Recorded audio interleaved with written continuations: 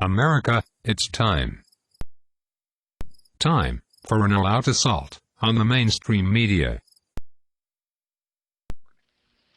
I don't have to tell you things are bad. Everybody knows things are bad. It's a depression. Everybody's out of work or scared of losing their job. The dollar buys a nickel's worth. Banks are going bust. Shopkeepers keep a gun under the counter. Punks are running wild in the street, and there's nobody anywhere who seems to know what to do, and there's no end to it. They're crazy. It's like everything everywhere is going crazy, so we don't go out anymore. We sit in the house, and slowly the world we're living in is getting smaller, and all we say is, please, at least leave us alone in our living rooms. Let me have my toaster and my TV and my steel-belted radios, and I won't say anything. Just leave us alone. Well, I'm not going to leave you alone. I want you to get mad. I don't know what to do about the depression and the inflation and the Russians and the crime in the street. All I know is that first, you've got to get mad. You've got to say, I'm a human being. God damn it. My life has value. So, I want you to get up now. I want all of you to get up out of your chairs. I want you to get up right now and go to the window, open it, and stick your head out and yell, I'm as mad as hell, and I'm not going to take this anymore. I want you to get mad. God damn it. I am so sick and tired of the mainstream media ignoring the Obama eligibility issue. And when they do report on it, they totally ignore the real issue, that Obama is not a natural-born citizen, no matter where he was born.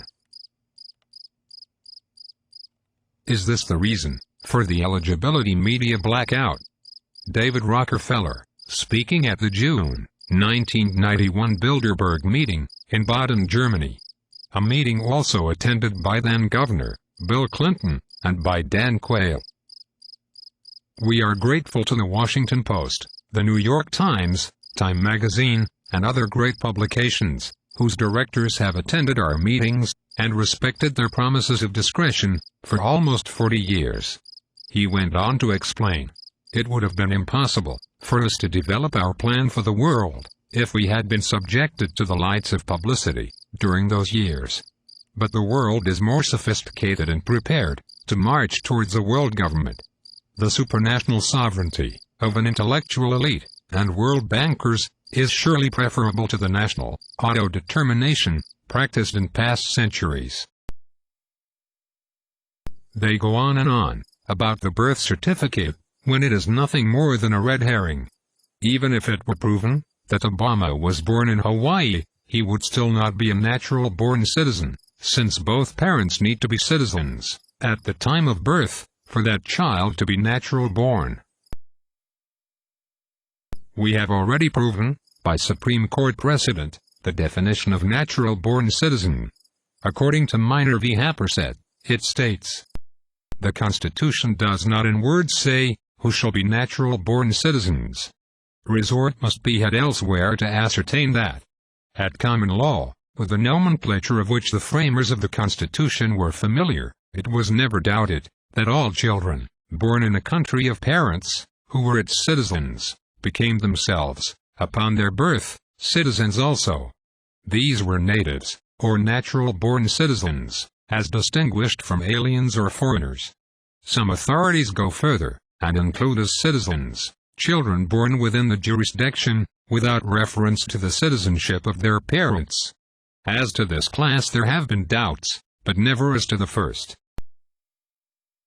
Minor v. Happeningnow is validated by the Civil Rights Act of 1866, which states, be it enacted by the Senate and House of Representatives of the United States of America, in Congress assembled, that all persons born in the United States, and not subject to any foreign power, excluding Indians not taxed, are hereby declared to be citizens of the United States.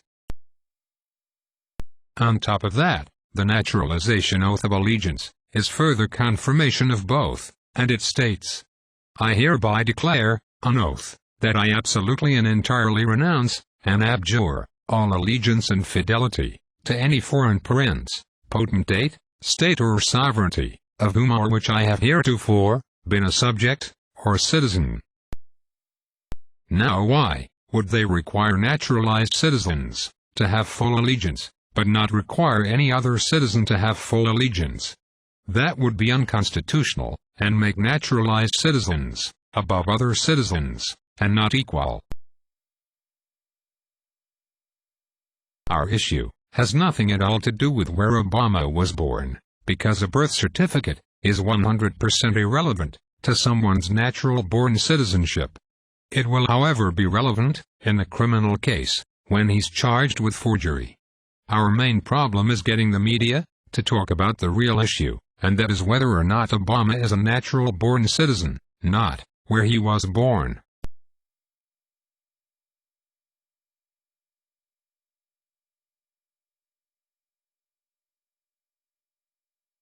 Now, earlier this week, Romney supporter John Sununu, the former governor of New Hampshire, objected to CNN asking him about President Obama's birth certificate. Why the birther thing? I mean, I'm going to make an assumption that you don't I don't know. agree with Why Donald is Trump. CNN so fixated on this? So you don't think it's a valid question to ask? You don't think that that's a big deal, that that person consistently talks about the fact that he believes the President of the United States is not a citizen of the country? Aren't you embarrassed to be speaking directly from the Obama speaking points that they distributed yesterday? Aren't you embarrassed to sound exactly like the Obama spokesman talking about John McCain? Let's talk jobs. Let's talk jobs. Is that because you don't want to talk about the fact that a major fundraiser that's is not a an birther? issue. So then how come someone doesn't say, Donald Trump is wrong? And we're going to tell Donald Trump is wrong. The president was born in the United States. That, I think, might be the first time. Well, thank you. No, it isn't, ma'am. No, it isn't. It's just because you don't read enough that you don't understand.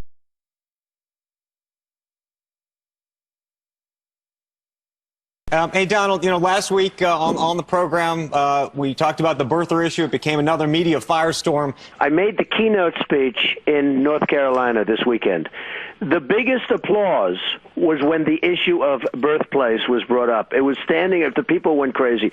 There are a lot of people that look at the numbers and look at the facts that disagree, and they have the right to disagree, and that's what this country is all about. President Obama wrote himself in his book that he, as you know, that was going to be published, and the publisher put it out, a statement that he was born in Kenya and raised in Indonesia. The publisher is taking the fall for that, I think, right. Donald. Well, the publisher was fully committed to it, and then all of a sudden, they said it was they said it was a misprint. But Donald, they took the fall. They did for the United States. Right. Donald, you have the candidate who's running against the president saying, you know what, it's a non-issue.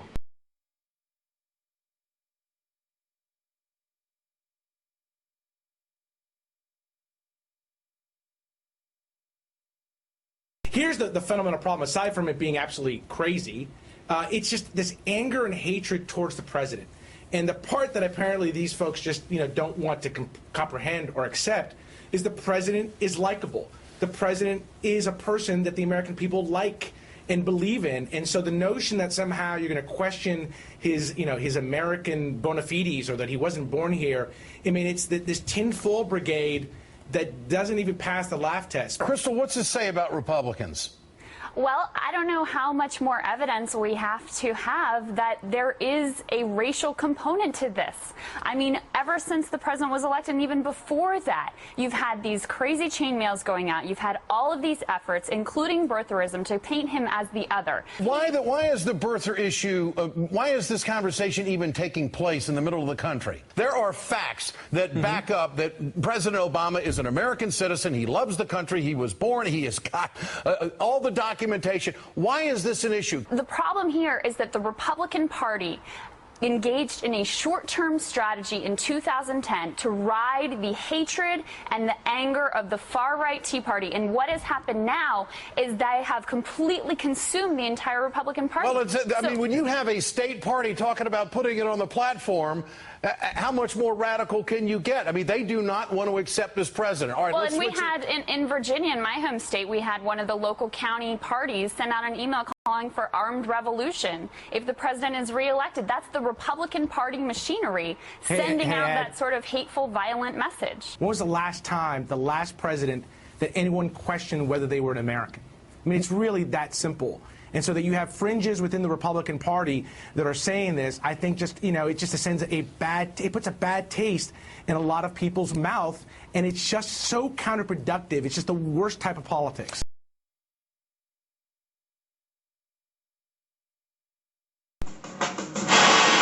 The actual newspaper announcements within days of his birth in Honolulu. For example, the Honolulu Star-Bulletin will put it up there. You see the birth announcement back in 1961. The Honolulu. Listen to me, Donald. Honolulu. Can I ask the question? Defending Obama. Donald, you're beginning to sound a little ridiculous. I have to tell you. I think you are, Wolf. Let me tell you something. I think you sound ridiculous, and if you'd ask me a question and let me answer it. Here's the question. Did the conspiracy start in 1961 when the Honolulu Star-Bulletin and the Honolulu Advertiser contemporaneously published announcements that he was born in Hawaii? That's right. And many people put those announcements in because they wanted to get the benefits of being so-called born in this country.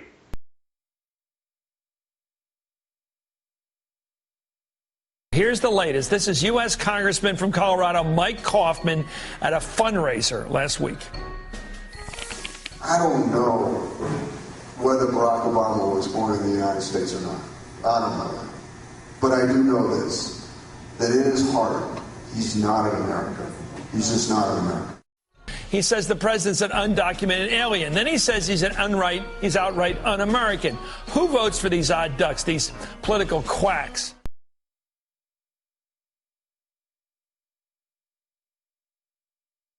Which is why I'm proposing an all-out assault on the mainstream media.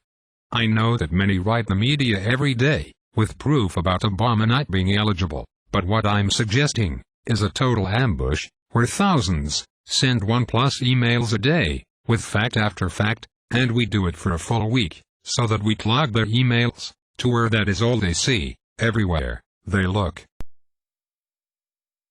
I have bulk email lists for all the mainstream media, and I will post this list in the description box located directly below this video. That way, you can copy and paste the full list, and email all of them, with just one click. For those that have access to attach a read receipt, or delivery confirmation to your emails, please do so. I can't tell you how many emails I get back, saying it was deleted, without even being read. This is your proof that they are ignoring the facts. Since they only see the title before deleting the email, I reply back, with the title saying, "Okay, I will add you to the Central Aid and Abet list, as evidence," and they usually read that one. These bulk email lists are located directly below this video, so you can copy and paste them right into the email. They include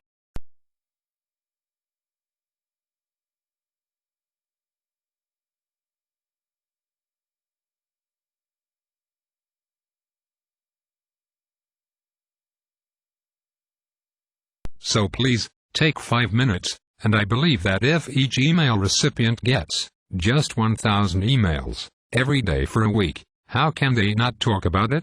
Imagine getting 10,000 to email them. You alone can make the difference.